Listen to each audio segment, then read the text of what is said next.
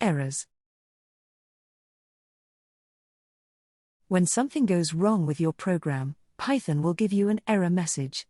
These messages are meant to help you find where your error is and what kind of error it is. Python has many error messages. It can take a long time to learn them all. When you encounter an error message you are unfamiliar with, you should first read and think about the message. If you are not sure what it means, you should look up the error's meaning in the documentation. Then, you can debug your program.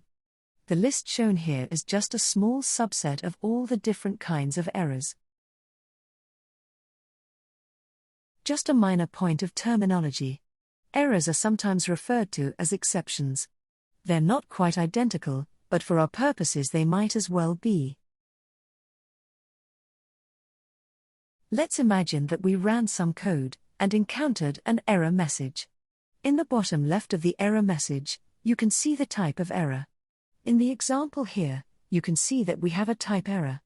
After the error type, there is usually some further description of the error. It can be tricky to read, but the error message should also identify where the error occurred. Of course, sometimes the error is actually caused by code on a previous line. You will have to think very critically about whether the error message is correct. Let's look at a few common errors. First, here is a name error. A name error comes up when you try to reference a variable that does not exist yet. Sometimes, you misspelled the name of the variable. Sometimes, you have not initialized the variable. Sometimes, you initialized the variable, but you did so after its first usage.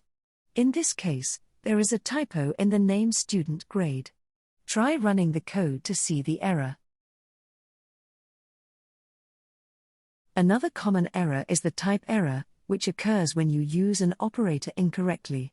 For example, adding together a string and a number is not allowed. When you read the error message that is produced, it will describe what went wrong. Here, it says that we attempted to concatenate, which means combine, a string and an integer. A syntax error means that you broke Python's rules of spelling, grammar, and punctuation. There are many ways to break a program's syntax. Usually, Python is very good at suggesting where the error is. Still, sometimes it can be very tricky to track down a syntax error. We'll learn some more techniques to help you fix your broken problems in the coming weeks. For now, think critically about the errors you receive. When you see one you don't understand, you should ask, what does this error message mean?